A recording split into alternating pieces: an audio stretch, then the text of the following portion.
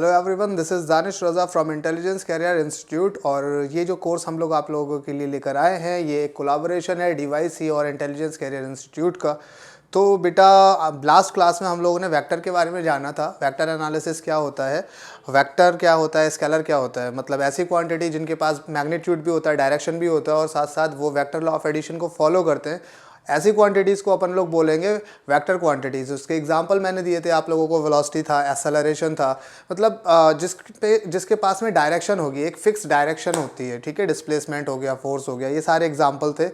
फिर उसके बाद हमारे पास एक टर्म आता है स्केलर, जिसके पास हमारा मैग्नीट्यूड होता है, डायरेक्शन कभी कभी होती है, कभी कभी नहीं होती है, लेकिन वो स्केलर लॉ ऑफ एडिशन को फॉलो करता है, वेक्टर लॉ ऑफ एडिशन को फॉलो नहीं करता है। ऐसी चीज़ों को हम लोगों ने नाम दिया था स्केलर क्वांटिटीज़, ठीक है। तो स्केलर क्वांटिटीज़ में एग्जाम्पल में था डिस्टेंस था हमारा, मास था हमारा, एनर्जी था, वर्क था, पावर था, तुम्हारा पोटेंशियल था, ये सारी चीज़ें हमारी स्केलर क्वांटिटीज़ थी, ठीक है। फिर बेटा मैंने आप लोगों को ग्राफिकल रिप्रेजेंटेशन बताया था एडिशन ऑफ वेक्टर का, वेक्टर को कैसे करके हम लोग ऐड करते हैं, ये सारी चीज़ें मैंने आपको बताई थी। आज मैं आप लोगों को बताता हूँ कि अगर मेरा वेक्टर न्यूमेरिकल फॉर्मेट में दे रखा है, न्यूमेरिकल फॉर्मेट में मतलब मैग्नीट्यूड के फॉर्मेट में दे रखा है, तो उसको जब हम लोग जोड़ेंगे तो क्या मिलेगा, कैसे करके हम लोग उसको जोड़ेंगे। नॉर्मली अगर हम लोग बात करें कि जो स्केलर क्वांटिटीज़ होती हैं, जो हमारी स्केलर क्वांटिटीज़ होती हैं, उनको जोड़ने के लिए जैसे मेरे पास 3+2 है, तो ये ऑलवेज 5 है। ये जो एडिशन है ये अपना अलजेब्रिक एडिशन है या अर्थमेटिक एडिशन है। अलजेब्रिक एडिशन कह सकते हैं या अलजेब्रिक एडिशन कह सकते हैं, या फिर हम कह सकते हैं कि अर्थमेटिक एडिशन है। और यही एडिशन हमारा स्केलर एडिशन है। तो स्केलर एडिशन में हमारे पास 3+2 ऑलवेज 5 होता है, 3+2 ऑलवेज 5 होता है। लेकिन वेक्टर में बेटा ऐसा नहीं होता। वेक्टर में 3+2 इक्वल टू 5 से लेके 3 - 2 इक्वल टू 1 तक, इनके बीच में कोई भी वैल्यू हो सकती है। 1 से लेके 5 तक के बीच में कोई भी वैल्यू हो सकती है। 1.1, 1.2, 2, 2.5, 2.7, 3, 3.8, 3.9, 4, 4.6, 4.7, कुछ भी वैल्यू हो सकती है अप टू 5। तो ऐसे एडिशन को हम लोग नाम देते हैं वेक्टर एडिशन, जिसमें हमें मैक्सिमम से लेके मिनिमम के बीच में कोई भी वैल्यू मिल सकती है। वो डिपेंड करेगा कि वेक्टर के बीच में एंगल कितना लगा हुआ है, ठीक है ना। तो मैं इसको सबको रब कर रहा हूँ। उसके बाद हम लोग आगे देखते हैं वेक्टर एडिशन में कि कैसे करके हम लोग वेक्टर को ऐड करते हैं। फिलहाल मैं ग्राफिकल रिप्रेजेंटेशन टाइप का दिखाता हूं आपको। सपोज कर लें कि मेरे पास में एक वेक्टर है, this is vector A, this is vector A vector के साथ में मैंने अगर वी वेक्टर को ज्वाइन करा, तो पहले वाले के हेड से दूसरे वाले के टेल को, ये मेरा बी वेक्टर था, सपोज कर लें ये मेरा बी वेक्टर है, इसके हेड से, पहले वाले के हेड से दूसरे वाले के टेल को ज्वाइन कर दिया, ठीक है। और फिर उसके बाद हम क्या करते थे बेटा कि उसके बाद हमारा क्या होता था, पहले वाले के टेल से दूसरे वाले के हेड को ज्वाइन करते थे और डायरेक्शन देते थे दूसरे वाले की तरफ। This is the resultant of a plus b, है कि नहीं है। This is the resultant of vector a and vector b. बात क्लियर हो रही है। तो यहाँ पर अब थोड़ा सा नामकरण कर लेते हैं। इसका नाम दे देते हैं हम पी क्यू, इसका नाम दे देते हैं आर। ये 3 नाम दे दिए। अच्छा, मैं अपने पास से कुछ चीज़ें यहाँ पर अलग से बनाता हूँ। सपोज मैंने एक यहाँ से एक परपेंडिकुलर ड्रॉ कर लिया इसी लाइन पे, ये जो लाइन थी इस लाइन पे मैंने एक परपेंडिकुलर ड्रॉ कर लिया, ठीक है। और इसका नाम दे दिया ई, कोई भी एक नया नाम दे दिया ई, ठीक। तो देखें ज़रा, मेरे पास में एक राइट एंगल ट्रायंगल बन गया PRE, एक राइट एंगल ट्रायंगल बन गया, ठीक है ना। अच्छा, ये जो एंगल था मेरा दोनों वेक्टर के बीच का एंगल, इस एंगल को मैंने नाम दिया है थीटा। और सॉरी थीटा नहीं, इस एंगल को नाम दिया है मैंने अल्फा। और ये जो एंगल है इसको मैंने नाम दिया है थीटा। 2 एंगल थे यहाँ पर, 2 ट्रायंगल 2 फॉर्मेट में बन रहे हैं। एक में एंगल बन रहा है मेरा अल्फा और एक का नाम मैंने दे दिया यहाँ पर थीटा। बात क्लियर हो रही है। कोई भी दिक्कत होगी तो बताएंगे, ठीक है ना। तो बेटा अगर मैं बात करूं कि इन बड़ा ट्रायंगल कौन सा है हमारा, PRE। कौन सा ट्रायंगल है, PRE ट्रायंगल हमारा बड़ा वाला है, PRE ये ट्रायंगल है। इस ट्रायंगल में अगर हम बात करें तो आप लोगों को ट्रिग्नोमेट्री अगर आपने पढ़ रखी है तो ट्रिग्नोमेट्री में एक हमारी थ्योरम होती है पाइथागोरस थ्योरम। पाइथागोरस थ्योरम हमारी कहती है कि परपेंडिकुलर का स्क्वायर, अगर मैं यहाँ पर, अगर आप लोगों को नहीं पता है मैं यहाँ से दिखा दे रहा हूँ कि अगर अपने पास में एक राइट एंगल ट्रायंगल है, नामकरण कर देते हैं पी क्यू आर। ये अगर मेरे पास एक राइट एंगल ट्रायंगल है जिसमें एक एंगल 90 डिग्री है, ठीक है, और ये एंगल मेरा कोई भी अल्फा थीटा कुछ भी है, मान लो ये अल्फा है, तो जो एंगल मेरा अल्फा होता है उस पे बैठ के अगर मैं एक तीर छोड़ूं और वो तीर मेरा जिस साइड पे लगे उस साइड को हम लोग नाम देते हैं परपेंडिकुलर। कौन सी साइड? परपेंडिकुलर।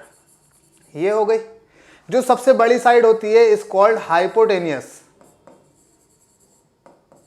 हाइपोटेनियस। और जो ये बची साइड होती है इसको हम लोग कहते हैं बेस, ठीक है ना। तो यहां पर पाइथागोरस जी ने हमें ये बताया था कि जो सबसे बड़ी साइड है उसका स्क्वायर, दैट मींस हाइपोटेनियस का स्क्वायर, ये बराबर होगा आपके परपेंडिकुलर के स्क्वायर प्लस बेस के स्क्वायर के, ठीक है। तो हाइपोटेनियस की अगर मैं बात करूं तो हाइपोटेनियस अपन लोग के पास क्या दिख रहा है बेटा? P से Q तक। P से Q यानी कि मैं यहां पर लिख सकता हूं PQ का square is equal to perpendicular is RQ या QR का square plus base is PR, तो यहां पर PR का स्क्वायर, ठीक है ना। तो सिंपल भाषा में हम लोग इतना जान सकते हैं, पाइथागोरस जी ने हमसे ये कहा था कि हाइपोटेनियस का स्क्वायर जो सबसे बड़ी साइड है उसका स्क्वायर वो बराबर होगा छोटी दोनों साइड के स्क्वायर के सम के, छोटी दोनों साइड के स्क्वायर के सम के। तो अपन लोग यहां पर पढ़ रहे हैं इन ट्रायंगल PRE। कौन सा ट्रायंगल? PRE, ये बड़ा वाला ट्रायंगल, ठीक है। इस बड़े वाले ट्रायंगल के लिए अगर अपन पढ़ेंगे तो हाइपोटेनियस का स्क्वायर दैट इज P से लेके R का स्क्वायर, हाइपोटेनियस यही तो है PR का स्क्वायर, ये बराबर होगा बेटा परपेंडिकुलर का स्क्वायर दैट इज RE, जो R से लेके E तक ये परपेंडिकुलर ड्रॉ किया गया है इसका square means RE square plus base का स्क्वायर दैट मींस P से लेके E तक, P से लेके E तक, बड़ा ट्रायंगल ले रहा हूं मैं, छोटा ट्रायंगल नहीं लिया था मैंने, तो P से लेके E तक इसका स्क्वायर। अगर यहां तक किसी को कोई दिक्कत है तो बताएंगे, किसी को कोई दिक्कत नहीं है, चले आगे बढ़ते हैं। तो PR का square is equal to RE का स्क्वायर, वेयर इज RE? हाँ भाई RE का स्क्वायर कर देते हैं plus PE is what? PE is a combination of two lines, one is PQ and one is QE। दो लाइन है हमारे पास, P से Q और Q से E, तो इन दोनों का सम कर दूंगा मैं। PE की जगह पे मैं लिख सकता हूं कि PQ प्लस QE इसका स्क्वायर। बात क्लियर हो रही है? हाँ सर क्लियर तो बहुत अच्छी हो रही है। हाँ तो देख लें जरा, अब यहां पर PR का स्क्वायर एज इट इज रहेगा इज इक्वल टू RE का स्क्वायर एज इट इज रखते हैं प्लस ये हमारे पास में अब टर्म क्या बन गए? यहां पर दो टर्म बन गए, this is A and this is B, तो दिखेगा A प्लस B का whole square, that means we have to write the formula of A plus B, means अपना यहां पर लिख सकते हैं कि A square plus B square plus 2 times of PQ और QE। बोले हाँ या ना? सर लिख तो सकते हैं, आप तो सही बोल रहे हैं। चलें, अच्छा अब यहां से हम लोग क्या कर सकते हैं कि छोटे वाले ट्रायंगल की बात करते हैं, ठीक है। छोटा ट्रायंगल देख लेते हैं। तो छोटे ट्रायंगल में हमें क्या दिख रहा? ये है हमारा छोटा ट्रायंगल एक QRE, दिस वन QRE। यहां पर अगर मैं बात करूं इन छोटा ट्रायंगल, इन छोटा ट्रायंगल नाम क्या है उसका? QRE, ये है मेरा छोटा ट्रायंगल। इसमें सबसे बड़ी साइड क्या है? QR इज द सबसे बड़ी साइड, परपेंडिकुलर वही सेम RE है और बेस है QE। तो मैं यहां से लिख सकता हूं कि QR का स्क्वायर, सबसे बड़ी साइड QR का square is equal to perpendicular that is RE का square plus base that is QE का स्क्वायर। बोले हाँ या ना? लिख सकता हूं कि नहीं लिख सकता? सबसे बड़ी साइड दैट इज QR, सबसे बड़ी साइड हाइपोटेनियस का square is equal to RE का स्क्वायर प्लस QE का स्क्वायर। बात क्लियर हो रही है? This is equation number 2। अगर मैं इसको इक्वेशन नंबर 1 ले लूं तो ठीक है, पहली ये वाली equation number 1 and this is equation number 2। तो बेटा मेरे को यहां से एक चीज समझ आ रही है कि RE का square, this is RE, this is RE plus this is QE, तो ये टर्म और ये टर्म का जो स्क्वायर का एडिशन है आर ई का स्क्वायर प्लस क्यू ई का स्क्वायर, ये चीज़ मेरे को क्यू आर का स्क्वायर दे रही है कि नहीं दे रही है, देखें ज़रा, क्यू आर का स्क्वायर। तो क्या मैं इन दो टर्म्स की जगह पे, ये जो दो टर्म्स है आर ई का स्क्वायर और क्यू ई का स्क्वायर, इनकी जगह पे क्यू आर का स्क्वायर लिख सकता हूँ? हाँ सर लिख तो सकते हैं। तो क्या मिलेगा मेरे को, अगर मैं इस इक्वेशन को इधर पुट कर दूंगा, इस वाली इक्वेशन में पुट कर दूंगा, तो मिलेगा मेरे को पी आर का स्क्वायर इज इक्वल टू, इन दोनों टर्म्स की जगह पे मैं लिख रहा हूं क्यू आर का स्क्वायर प्लस पी क्यू का स्क्वायर, तो मेरा ये वाला है, plus 2 times of P Q and Q E. बोले बात क्लियर हो रही है या नहीं हो रही है? बेटा इसमें हम लोग कर क्या रहे हैं, बेसिकली हमारे पास में 3 चीजें गिवन है। हमारे पास में गिवन क्या क्या है, हमारे पास में गिवन है a vector which is equal to this one P Q, हमारे पास गिवन है बी वेक्टर जो कि क्यू आर है, और हमारे पास पी आर गिवन है, यानी कि P Q given, Q R given और P R given, P Q Q R, P Q P Q, P Q given, Q R given, P R given. लेकिन ये Q E वाला term थोड़ा सा हमें खटक रहा है, इस क्यू ई वाले टर्म को हमने करना है एलिमिनेट। तो हम इस क्यू ई टर्म की जगह पे क्या लिख सकते हैं, तो हमने यहां पर देखा इस छोटे वाले ट्रायंगल में, ये जो छोटा ट्रायंगल दिख रहा है हमारा, इस छोटे ट्रायंगल की बात करें कि इन छोटा ट्रायंगल, कौन सा छोटा ट्रायंगल है, क्यू ई आर, इस छोटे ट्रायंगल में हमें हटाना क्या है, क्यू ई हटाना है, दैट इज बेस हटाना है, और हाइपोटेनियस तो हमारा गिवन है। तो बेस और हाइपोटेनियस में जो हमारा रिलेशन आता है वो आता है कॉस थीटा वाला। तो कॉस थीटा बराबर क्या होता है बेटा, वो होता है base upon hypo, base upon hypo. What is cos theta, cos theta की जगह पे मैं लिख सकता हूं, बेस की जगह क्या लिखूंगा क्यू ई, और हाइपो की जगह पे मैं क्या लिखूंगा क्यू आर। ठीक है, तो यहां से Q E is equal to कितना मिल जाएगा, Q R cos theta, Q R cos theta, ये मेरे को मिल जाएगा क्यू आर कॉस थीटा। बात क्लियर? तो मैं इस क्यू ई की जगह पे लिख दूंगा क्यू आर कॉस थीटा। देखें जरा क्या होता है, यहां पर चेक कर लेते हैं। तो पी आर का स्क्वायर तो है ही है, is equal to P Q का स्क्वायर में पहले लिख दूं, कोई दिक्कत थोड़ा ही है, 2 + 3 करो या 3 + 2 करो, बात एक ही रहती है। पहले पी क्यू को पहले लिख दिया, क्यू आर का स्क्वायर मैंने बाद में लिख दिया, plus 2 times of P Q, Q E की जगह पे मैं लिख दे रहा क्यू आर, और साथ में कॉस थीटा। क्या यहां तक किसी को कोई आपत्ति चाय पत्ती है बेटा? अगर आपत्ति चाय पत्ती है तो बोलें जल्दी से। अब देखो जरा, P R is what, P से लेके आर तक जो चीज है वो है रिजल्टेंट, वो है रिजल्टेंट। तो आर का square is equal to P से क्यू, पी से लेके क्यू तक जो चीज है वो है हमारी ए, है ना। तो यहां से आ जाएगा a square plus Q R is, Q से लेके आर तक इज बी वेक्टर, तो ये हो जाएगा हमारा B square plus 2 times of P Q की जगह पे फर्दर ए, क्यू आर की जगह पे फर्दर बी, और साथ में आ गया कॉस थीटा। बोलो यहां तक किसी को कोई दिक्कत है या नहीं है? नहीं है दिक्कत। तो यहां से क्या कर सकते हैं हम बेटा लोग, यहां से हम कर सकते हैं ये कि r is equal to, resultant is equal to under root of A square plus B square plus 2ab cos theta. ये बनेगा हमारा रिजल्टेंट का फॉर्मूला। जो हम रिजल्टेंट निकालेंगे वो निकालेंगे इस फॉर्मूले की हेल्प से कि a square plus B square plus 2ab cos theta. बोलो यहाँ तक किसी को कोई बात समझ ना आई हो तो मैं इसको दोबारा से एक्सप्लेन कर दूं, या फिर आप चाहें तो रिवाइंड करके पीछे की तरफ देखकर पीछे जाकर भी इस इक्वेशन को देख सकते हैं। हमें मुद्दे की चीज जो चाहिए थी वो ये फॉर्मूला चाहिए था कि अगर हमारे पास 2 वेक्टर दे रखे हैं, अगर 2 वेक्टर मैग्नीट्यूड वाइज दे रखे हैं, मीन्स कह दिया जाए कि a vector is equal to 2, b vector is equal to this, find resultant, या कह दिया जाए कि इस एंगल पे लगे हुए हैं तो रिजल्टेंट फाइंड करके बताओ, तो यहाँ से हम लोग इस फॉर्मूले से इसको सॉल्व कर सकते हैं। मुद्दे की बात क्या है कि यहाँ पर ये टर्म आया थीटा, तो मैं यहाँ पर बता सकता हूँ कि what do you mean by theta. Theta यहां पर है क्या, तो बेटा थीटा जो है ना, थीटा है हमारा angle between 2 vector, angle between 2 vectors, दोनों वेक्टर के बीच में जो एंगल होगा वो होगा हमारा थीटा। लेकिन उसके लिए कंडीशन हमारी इतनी है कि when join tail to tail, when join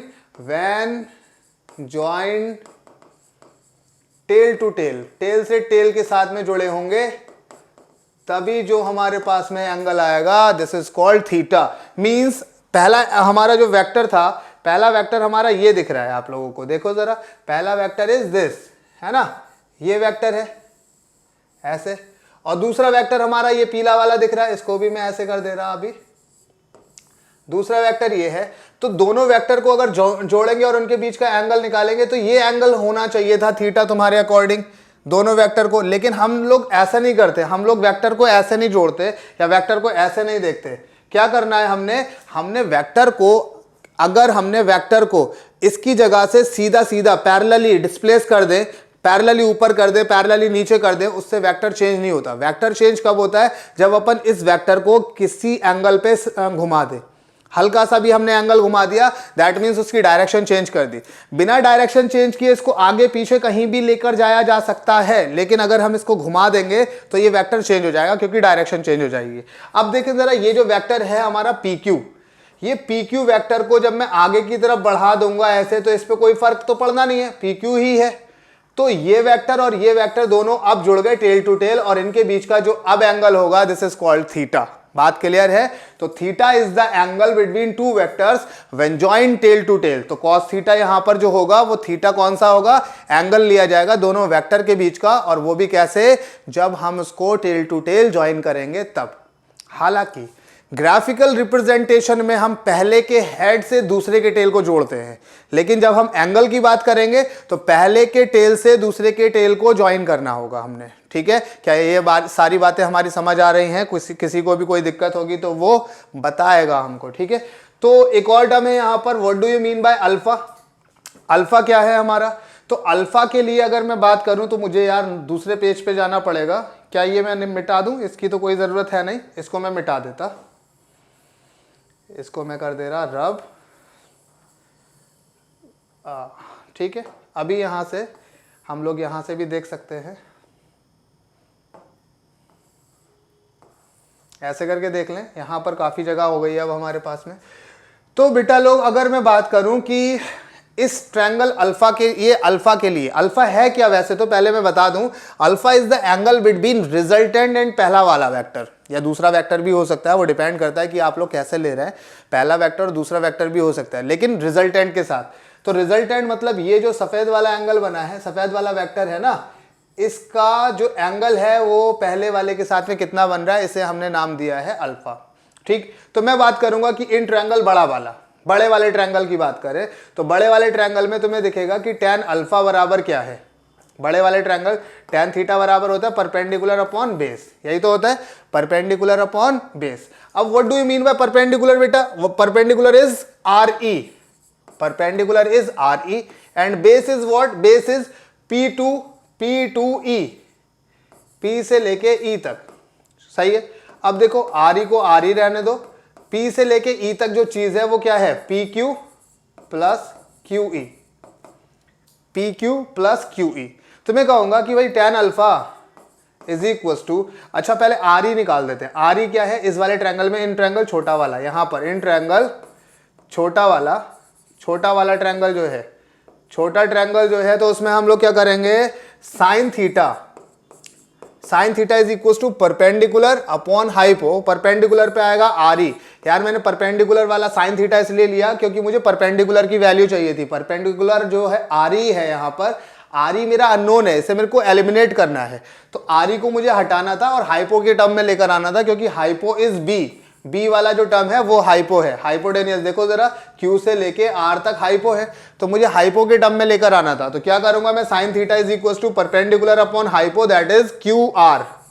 बोले बात क्लियर? तो मैं RE की जगह पे क्या लिख सकता हूं?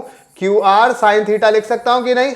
RE की जगह पे QR साइन थीटा लिख सकता हूं? हाँ सर लिख सकते हैं। तो देखो, RE की जगह पे मैंने लिखा QR sine theta whole divided by PQ की जगह पे, PQ बेटा अपना क्या है? वो A वेक्टर ही है, A प्लस QE की जगह पे देखो हम लोग निकाल चुके हैं पहले से ही, QE हमारा क्या है? QR cos theta.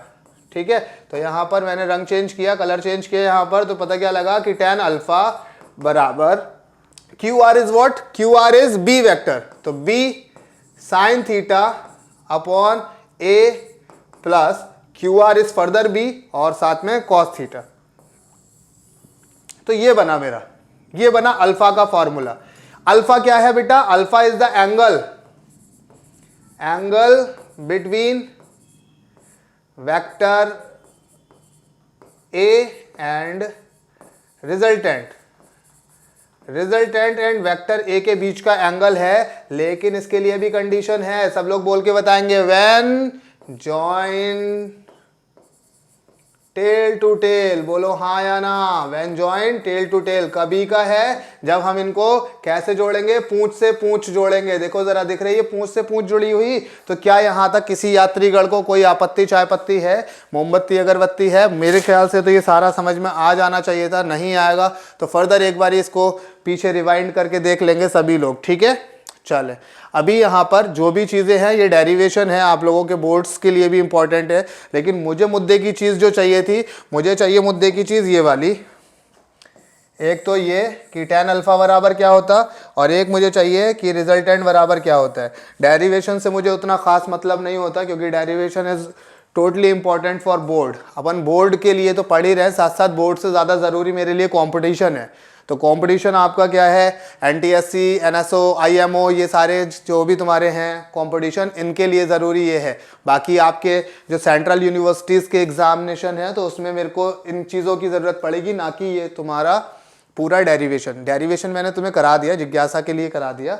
बाकी आप लोगों को पता होना चाहिए फॉर्मूला, ठीक है। चले, तो मैं नेक्स्ट पेज पे जा रहा हूँ, और नेक्स्ट पेज पे मैं तुम लोगों को करा रहा हूँ, सिर्फ और सिर्फ फॉर्मूला दिखा रहा हूँ। तो फॉर्मूले पे मेरे पास क्या क्या है देखें, मैं फोटो भी दिखा दे रहा हूँ। This is a vector, further b vector, and this is the resultant, है ना। This angle is alpha and this angle is theta. This is resultant, ये a vector and this is b vector. बात clear हो रही है? नामकरण करना चाहो तो नामकरण कर लो, पी क्यू आर, यही तो नामकरण थे। बोलो हाँ या ना यार, जल्दी जल्दी बोलो हाँ या ना। रिजल्टेंट का फॉर्मूला था under root of A square plus B square plus 2ab cos theta, और जो tan अल्फा था मेरा, tan अल्फा वो था मेरा b sine theta upon a plus B cos theta, यही ना था? बोले हाँ या ना, यही तो था। सारी की सारी चीज़ें यही थी मेरी। मुद्दे की बात यह है कि मैं करने जा रहा हूं वेक्टर को थोड़ा सा इजी आप लोगों के लिए, वेक्टर को बहुत ही आसान करना चाह रहा हूं। वेक्टर एक्चुअली में कुछ है ही नहीं, जो हम लोग नॉर्मली अपनी लाइफ में फील कर रहे हैं वही हमारा वेक्टर है। Let me tell you one example, one illustration. यहां पर मेरे पास में दो बंदे खड़े हुए हैं, दोनों के पास रस्सी है। उन दो बंदों ने मेरे को रस्सी से यहां पर बांधा, सपोज कर ले रस्सी से मेरे को यहां पर बांधा दोनों ने। एक बंदा मेरे को यहां खींच रहा है और एक बंदा मेरे को यहां खींच रहा है। अब बताएं जरा मैं कहां खींचूंगा? तो आपका जवाब होगा कि पहले ये तो बताएं कि कौन जोर से खींच रहा है, कौन ज्यादा ताकत से खींच रहा है, या जो ज्यादा ताकत से खींच रहा है मैं उसी की तरफ खींचूंगा, यही तो मैं यहां पर आपको दिखाऊं कि मेरे पास में यहां पर एक बंदा खड़ा हुआ है, ये इसको मैंने 10 न्यूटन के फोर्स से खींचा यहां पर, और मैंने यहां पर इसको खींचा 8 न्यूटन के फोर्स से। दो फोर्स से मैंने इस बंदे को खींचा, एक को 10 न्यूटन से, एक को यहां पर 8 न्यूटन के फोर्स से। मैंने कहा बताओ जरा कहां गया ये बंदा, किसकी तरफ जाएगा? तो आपका जवाब होगा ये इस तरफ जाएगा, वो भी 2 न्यूटन से। हाँ या ना, यही तो कहोगे, इस तरफ जाएगा 2 न्यूटन से। तो ये जो आपने बताया कि इस तरफ जाएगा, फाइनली कहां जाएगा? वो है रिजल्टेंट, और डायरेक्शन जो दे दी वो दे दिया तुमने अल्फा। डायरेक्शन भी निकाल दी तुमने, अल्फा भी बता दिया तुमने, मैग्नीट्यूड भी बता दिया रिजल्टेंट का 2 न्यूटन। लेकिन कब? जब ये दोनों ऑपोजिट डायरेक्शन में लगे हुए थे, जब इनके बीच में एंगल कितना था बेटा? 180 डिग्री का एंगल था, ठीक है ना। तो यहां पर सबसे पहली कंडीशन ये आती है, मैं हालांकि उल्टा ले गया, पहले मेरे को 0 डिग्री से कराना था, यहां 180 आ गया, तो चले खैर कोई नहीं। दोनों वेक्टर, ये वेक्टर और ये वेक्टर, दोनों वेक्टर के बीच का टेल टू टेल जुड़े हुए हैं, इन दोनों के बीच में एंगल कितना है? 180, यानी कि when theta is equal to 180 degree, when theta is equal to 180 degree, तो रिजल्टेंट का क्या होगा? रिजल्टेंट बराबर, पुट करके देख लेते। आप लोगों ने तो बता दिया यहां पर ज्यादा माइनस कम, 10 माइनस 8 बताया कि नहीं, तभी तो 2 न्यूटन आया। ज्यादा माइनस कम, बोलो हाँ या ना। आपने तो बता दिया ज्यादा माइनस कम हो गया 2 न्यूटन। मैं रिजल्टेंट निकाल के देख रहा हूं, तो क्या बनेगा मेरा? Under root of A square plus B square plus 2ab cos 180 degree, cos 180, theta की वैल्यू रख दी 180। अब कॉस की वैल्यू बेटा 180 पे आप लोगों को कॉस का ग्राफ पता होना चाहिए कि कॉस का ग्राफ ये होता है, 180 पे यहां पर जाता है, पाई पे माइनस का 1, पाई पे माइनस का 1, 0 पे प्लस का 1, 90 पे 0, पाई बाई 2 पे 0। तो इसकी वैल्यू कॉस 180 की वैल्यू माइनस की 1 हो गई, तो रिजल्टेंट बेटा अपना कितना बना, under root of A square plus B square minus का 2ab, है ना। तो क्या ये a माइनस बी का होल स्क्वायर नहीं लग रहा है, मैं इसको ऐसे लिख सकता हूं कि अंडर रूट में a माइनस बी का होल स्क्वायर से रूट उड़ा, रिजल्टेंट बराबर कितना आ गया, a माइनस बी। ये तो ये चीज निकल के आई, यही चीज तो आप लोगों ने पहले ही कर दी थी 2 महीना पहले यही किया था, a माइनस बी, ज्यादा माइनस कम। अब a कुछ भी हो सकता है, a छोटा होगा तो b माइनस ए हो जाएगा, b छोटा होगा तो a माइनस बी हो जाएगा। बात क्लियर है ना, बोले बात क्लियर है। तो a माइनस बी यहां से मैंने कर दिया, इसको बोलो क्लियर, हाँ या ना। तो ये समझ में आ गया कि 1 theta is equal to 180, resultant is a minus B. हमेशा याद रखना है, हमेशा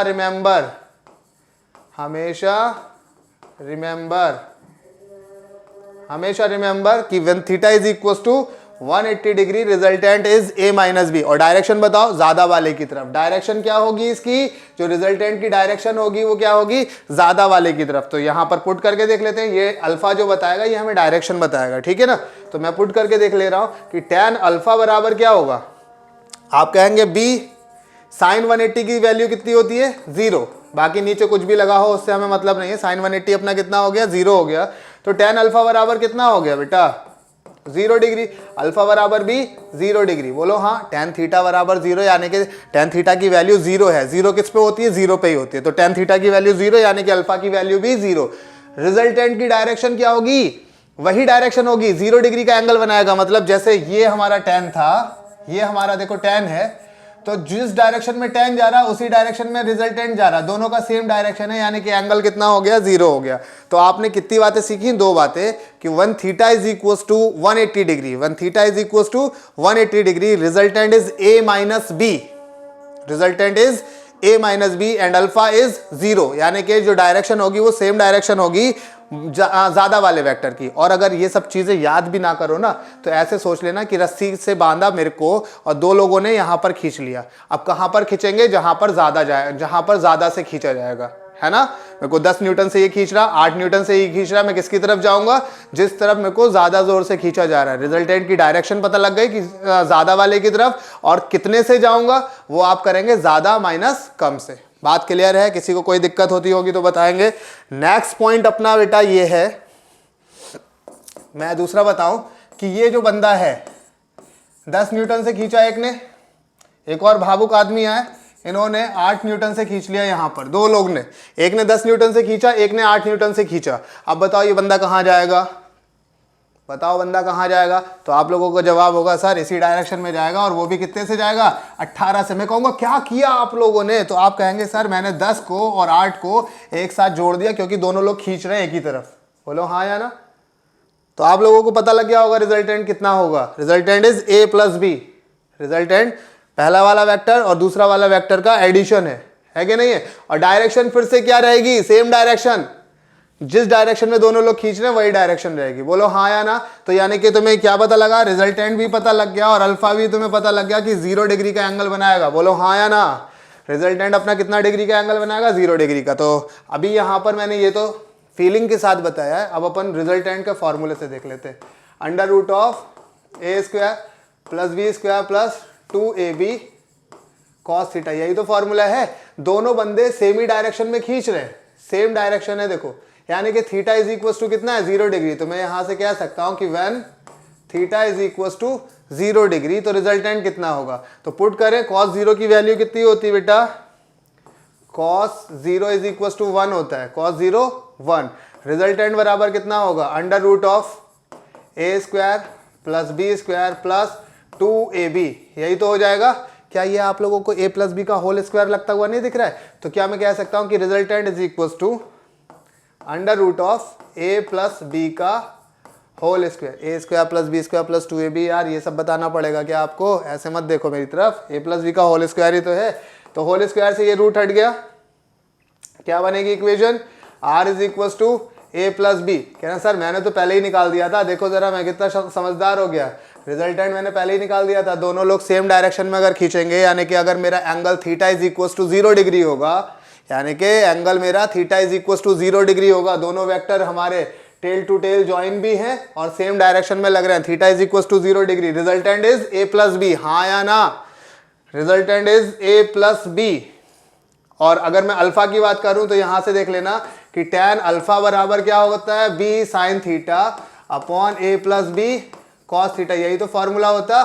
थीटा अपन कितना रखे हैं 0 डिग्री, थीटा कितना रखे हैं 0, पुट करो साइन 0 की वैल्यू कितनी होती है, साइन 0 इज इक्वल टू 0, तो tan alpha is equal to total 0 हो जाएगा कि नहीं, साइन 0 को अगर 0 रखेंगे तो ये पूरा टर्म 0 ऊपर वाला और 0 अपॉन समथिंग फर्दर 0 हो जाएगा, तो tan अल्फा 0 यानी कि अल्फा इज इक्वल टू फिर से कितना आ गया 0 डिग्री आ गया, यानी कि रिजल्टेंट अपना कहाँ रहेगा, उसी डायरेक्शन में रहेगा जिस डायरेक्शन में 10 और 8 थे। क्या समझ आ रही है बात? तो क्या ये वेक्टर हमारा जो वेक्टर एनालिसिस हम करते हैं, तो क्या ये हमारे नॉर्मल लाइफ में हम लोगों को पहले से नहीं पता था, बस जानकार नहीं थे, थोड़े से हम कम जानकारी थी।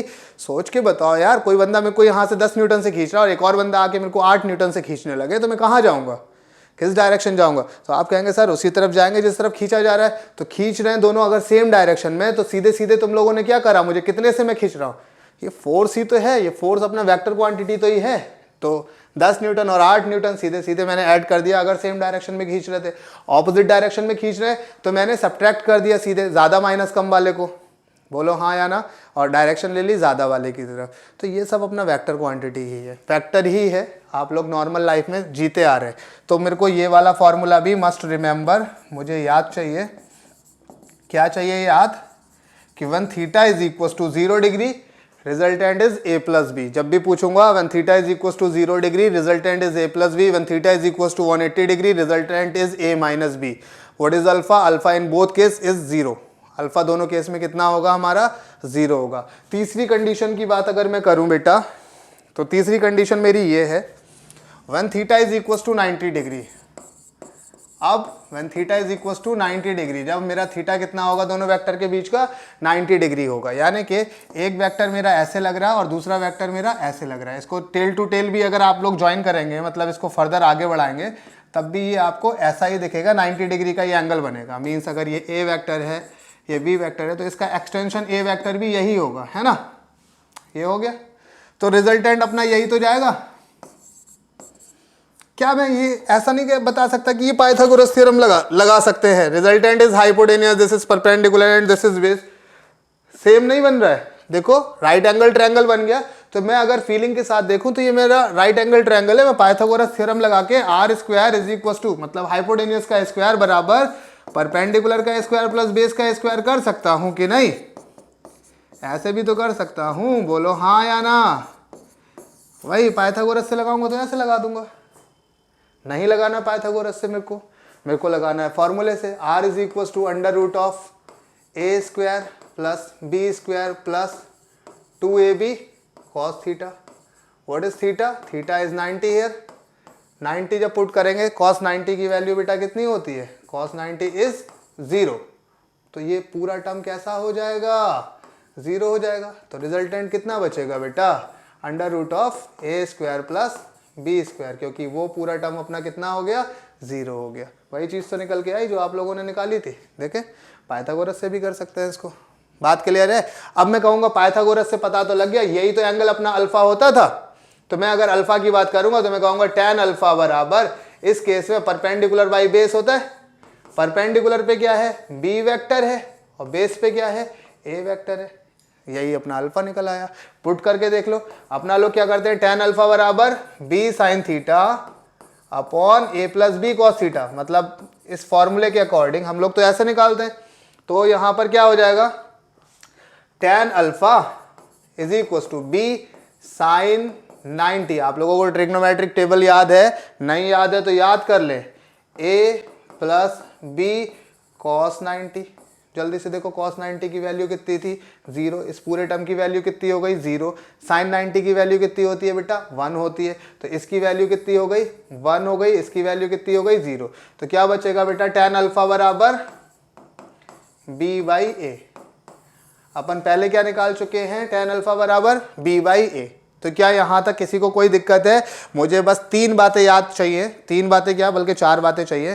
पहली तो ये कि मेरा जो रिजल्टेंट है, resultant is equal to √(a² + b² + 2ab cos theta. Theta हमारा कुछ भी हो सकता है, 30 डिग्री, 40 डिग्री, 45 डिग्री, 60 डिग्री, कुछ भी हो सकता है।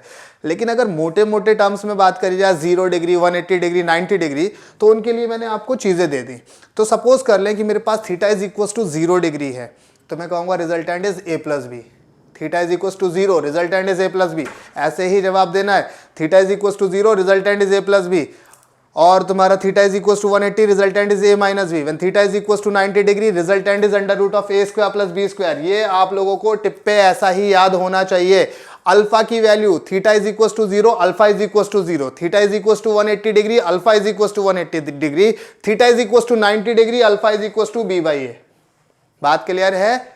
हाँ या ना? तो बेटा आज का क्लास अपना यहीं पर ही खत्म होता है। आज के लिए बस इतना ही, मिलते हैं अगले क्लास में। Like, share, subscribe, bell icon, घंटा, दोस्तों के साथ में सब कुछ करेंगे, ठीक है। और जितना मैंने दिया है इसको जल्दी जल्दी पढ़ते रहें और सारी चीज़ें आप लोग याद करते रहें। आज के लिए बस इतना ही, मिलते हैं अगले क्लास में। तब तक के लिए धन्यवाद।